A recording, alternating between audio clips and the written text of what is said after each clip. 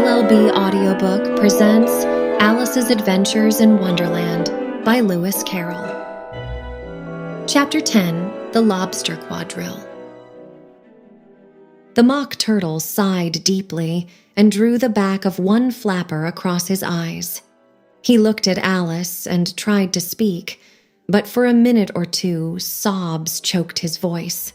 "Same as if he had a bone in his throat," said the Gryphon, and it set to work shaking him and punching him in the back.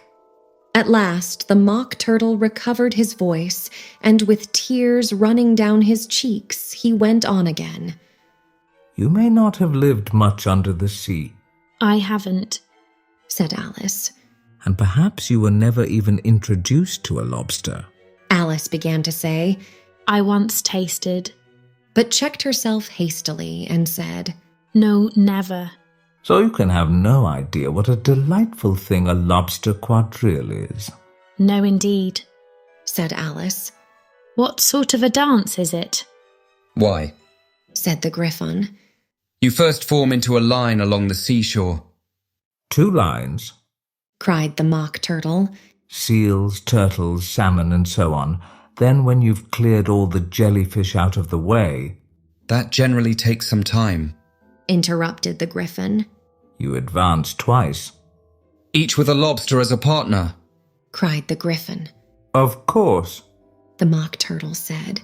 Advance twice, set to partners." "Change lobsters and retire in same order," continued the Gryphon. "Then you know." "Change lobsters and retire in same order." The Mock Turtle went on. "You throw the..." "The lobsters," shouted the Gryphon with a bound into the air. "as far out to sea as you can." "Swim after them," screamed the Gryphon. "Turn a somersault in the sea." cried the Mock Turtle, capering wildly about. "Change lobsters again," yelled the Gryphon at the top of its voice. "Back to land again, and that's all the first figure," said the Mock Turtle, suddenly dropping his voice, and the 2 creatures, who had been jumping about like mad things all this time, sat down again very sadly and quietly and looked at Alice. "It must be a very pretty dance," said Alice timidly. "Would you like to see a little of it?" said the Mock Turtle. "Very much indeed," said Alice. "Come, let's try the first figure," said the Mock Turtle to the Gryphon. "We can do without lobsters, you know, which shall sing." "Oh, you sing," said the Gryphon. "I've forgotten the words." So they began solemnly dancing round and round Alice, every now and then treading on her toes when they passed too close, and waving their forepaws to mark the time, while the Mock Turtle sang this, very slowly and sadly. "Will you walk a little faster?" said a whiting to a snail. "There's a porpoise close behind us, and he's treading on my tail. See how eagerly the lobsters and the turtles all advance. They are waiting on the shingle. Will you come and join the dance? Will you, won't you, will you, won't you, will you join the dance? Will you, won't you, will you, won't you join the dance? You can really have no notion how delightful it will be when they take us up and throw us with the lobsters out to sea." But the snail replied, "Too far, and gave a look askance. Said he thanked the whiting kindly, but he would not join the dance. Would not, could not, would not, could not, would not join the dance. Would not, could not, would not, could not join the dance. What matters it how far we go?" his scaly friend replied. "There is another shore, you know, upon the other side. The further off from England, the nearer is to France. Then turn not pale, beloved snail, but come and join the dance. Will you, won't you, will you, won't you, will you join the dance? Will you, won't you, will you, won't you join the dance?" "Thank you. It's a very interesting dance to watch," said Alice, feeling very glad that it was over at last. And I do so like that curious song about the whiting. Oh, as to the whiting, said the Mock Turtle. Are they? You've seen them, of course. Yes, said Alice. I've often seen them at Din. She checked herself hastily. I don't know where Din may be, said the Mock Turtle. I said, but if you've seen them so often, of course you know what they're like. I believe so, Alice replied thoughtfully. They have their tails in their mouths, and they're all over crumbs. You're wrong about the crumbs, said the Mock Turtle. Crumbs would all wash off in the sea, but they have their tails in their mouths, and the reason is... Here the Mock Turtle yawned and shut his eyes. Tell her about the reason and all that, he said to the Gryphon. The reason is, said the Gryphon, that they would go with the lobsters to the dance. So they got thrown out to sea. So they had to fall a long way. So they got their tails fast in their mouths. So they couldn't get them out again. That's all. Thank you, said Alice. It's very interesting. I never knew so much about a whiting before. I can tell you more than that if you like, said the Gryphon. Do you know why it's called a whiting? I never thought about it, said Alice. Why? It does the boots and shoes.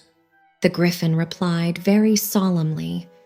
Alice was thoroughly puzzled. Does the boots and shoes? She repeated in a wondering tone. Why, what are your shoes done with?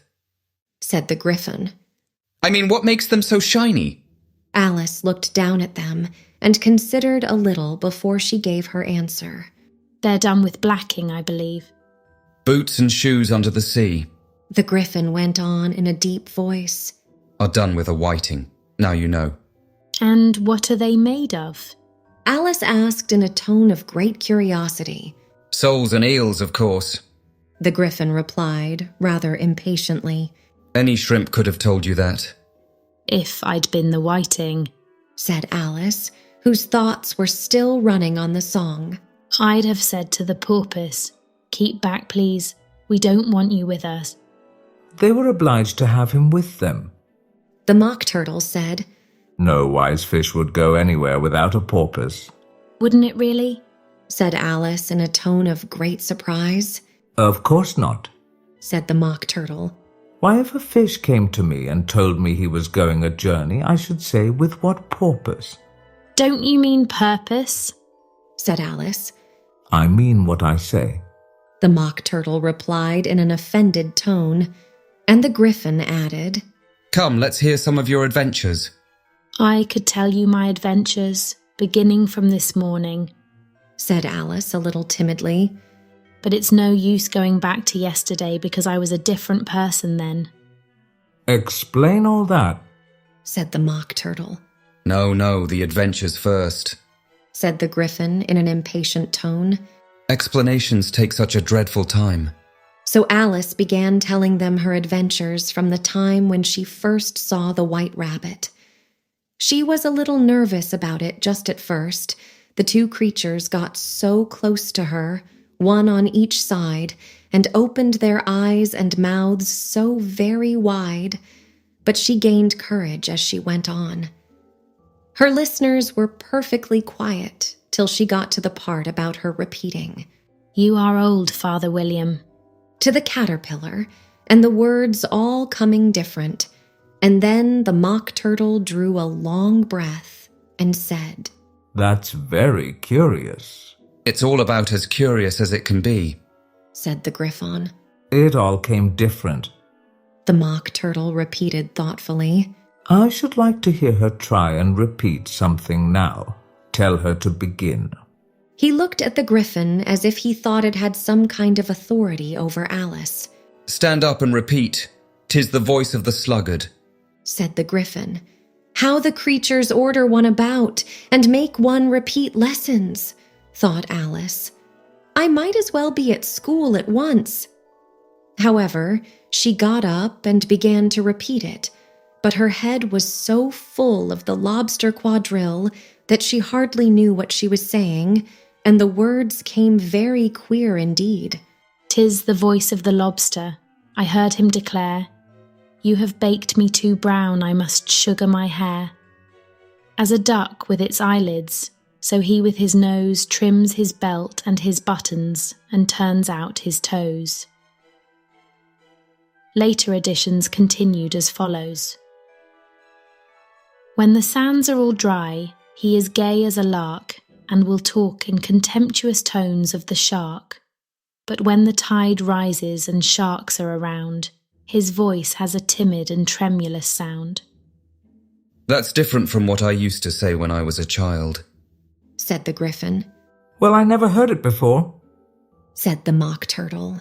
but it sounds uncommon nonsense. Alice said nothing.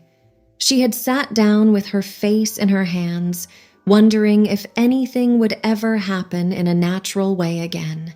I should like to have it explained, said the Mock Turtle. She can't explain it. Said the Gryphon hastily.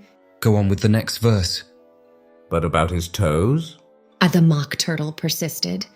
How could he turn them out with his nose, you know? It's the first position in dancing, Alice said, but was dreadfully puzzled by the whole thing and longed to change the subject. Go on with the next verse. The Gryphon repeated impatiently. So it begins, I passed by his garden. Alice did not dare to disobey, though she felt sure it would all come wrong, and she went on in a trembling voice. I passed by his garden and marked with one eye how the owl and the panther were sharing a pie. Later editions continued as follows. The panther took pie crust and gravy and meat, while the owl had the dish as its share of the treat. When the pie was all finished, the owl, as a boon, was kindly permitted to pocket the spoon, while the panther received knife and fork with a growl and concluded the banquet. What is the use of repeating all that stuff? The Mock Turtle interrupted. If you don't explain it as you go on, it's by far the most confusing thing I ever heard. Yes, I think you'd better leave off, said the Gryphon, and Alice was only too glad to do so. Shall we try another figure of the Lobster Quadrille? The Gryphon went on. Or would you like the Mock Turtle to sing you a song? Oh, a song, please, if the Mock Turtle would be so kind. Alice replied, so eagerly that the Gryphon said, in a rather offended tone, No accounting for tastes. Sing her turtle soup, will you, old fellow? The Mock Turtle sighed deeply and began, in a voice sometimes choked with sobs, to sing this. Beautiful soup, so rich and green, waiting in a hot tureen. Who for such dainties would not stoop? Soup of the evening, beautiful soup. Soup of the evening, beautiful soup. Bo, ootiful soup. Bo, ootiful soup. Soup of the evening, beautiful, beautiful soup. Beautiful soup, who cares for fish, game, or any other dish? Who would not give all else for 2p pennyworth only of beautiful soup? Pennyworth only of beautiful soup. Bo, ootiful soup. Bo, ootiful soup. Soup of the evening, beautiful, beautiful soup. Chorus again, cried the Gryphon, and the Mock Turtle had just begun to repeat it, when a cry of, "The trial's beginning," was heard in the distance. Come on, cried the Gryphon, and taking Alice by the hand, it hurried off, without waiting for the end of the song. What trial is it? Alice panted as she ran, but the Gryphon only answered, come on, and ran the faster, while more and more faintly came, carried on the breeze that followed them, the melancholy words. Soup of the evening, beautiful, beautiful soup.